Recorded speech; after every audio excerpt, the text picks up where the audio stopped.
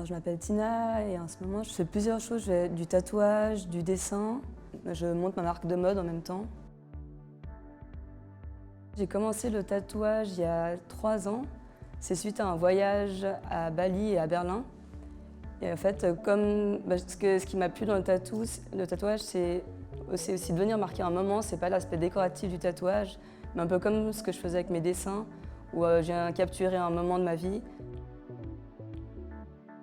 Alors depuis toute petite, le dessin, ça a toujours été présent. En fait, j'avais une mère qui était on appelle ça une mère tigre, avec mon frère, elle nous poussait à tous les jours faire plusieurs disciplines, c'est-à-dire le dessin, la cuisine, de la musique. Tous les jours, on devait faire un dessin par jour de ce qui nous avait marqué de notre journée.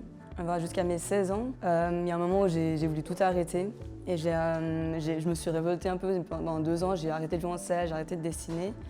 Et vers mes 20 ans, je me suis rendu compte que en fait, c'était un énorme acquis et j'ai recommencé sans qu'elle me demande rien du tout, à recommencer à dessiner et à reprendre le violoncelle. Quand ma mère elle a vu que je commençais à faire du tatouage, elle a eu un peu peur. Et c'est seulement vraiment super récemment, grâce au concours au Festival de Hyères, où elle a vu qu'il y avait une reconnaissance, elle commence même à s'intéresser au tatou, elle me demande qu'est-ce que ça signifie, et elle a plus ce regard négatif par rapport au tatouage. C'est vrai qu'on a, dans l'aspect extérieur, on a l'impression que je vis à tout à l'heure et que j'ai pas ce format normal où on va s'imaginer, je sais pas, avoir des enfants, s'installer.